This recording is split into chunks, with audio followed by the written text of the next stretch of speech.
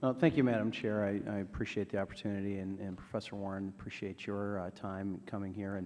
And I want to actually, along that vein, want to explore that a little bit and find out, probe your views on some of these organizations and where they fit and whether you believe that they should fit.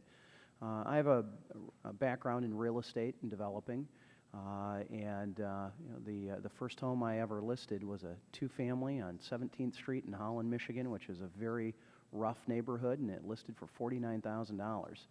The families that were living there and the families that were looking at trying to make an opportunity for themselves really in many ways weren't going to be able to fit into those conventional boxes. And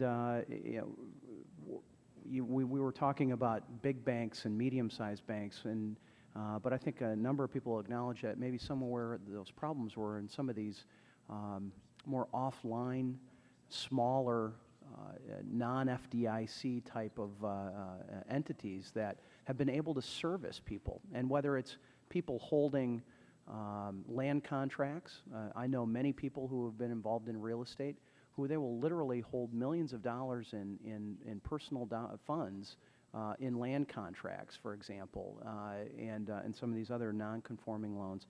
And you hit on a phrase just in this last answer of serving America's families. I think there's a number of people that are wanting to do that, but they're quite afraid of some of the regulations and the discussions and the direction that this appears to be going. That they may not be able to function. I'm hoping to hear from you exactly what are some of your views of those less than conventional institutions and organizations that serve those families, because whether they're vets or whether they may be disabled or whether they may be low and moderate income, there is a marketplace that needs to be served. How do you envision that being served? Thank you, Congressman. I think that's a very important question, a very, very thoughtful question. And I'll say along the same line, the first house I ever bought was for $23,300, and we were not conventional buyers first time out. I understand the importance of being able to serve American families across a wide variety of circumstances. In fact, I should say, I think it's been one of the important themes that community banks and credit unions in particular, but also non-bank lenders when they've come to visit, have talked about with me how it is that they build a business model around adjusting to the different needs of different customers, that they acknowledge the importance of what they call relationship banking, that they know their customers and they know how to customize products. And I think the best way I can say this is that we're working with those in the industry who serve families.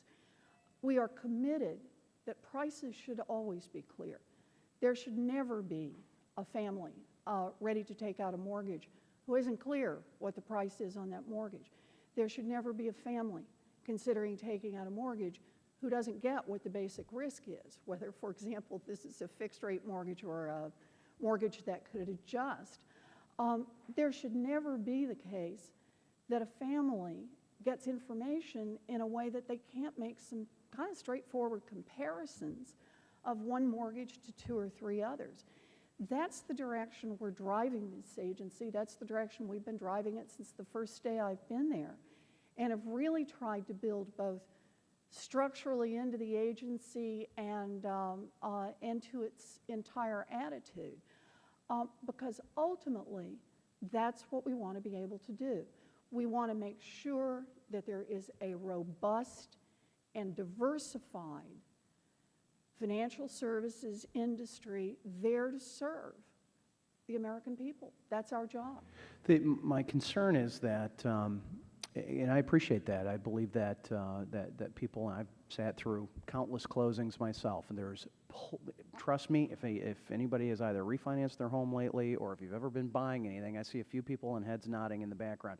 There is plenty of paperwork that you are signing to the point of writer's cramp at this point. One, I'm concerned a little bit about the redundancy and whether some of these things are necessary. But two, more importantly, not just the notice to the consumer. How will this work for the lenders, what conventional or non-conventional? How will this work for the broker? I mean, oftentimes there's mortgage brokers that may be in there, or even individuals, and let's call them an implementer of that particular deal.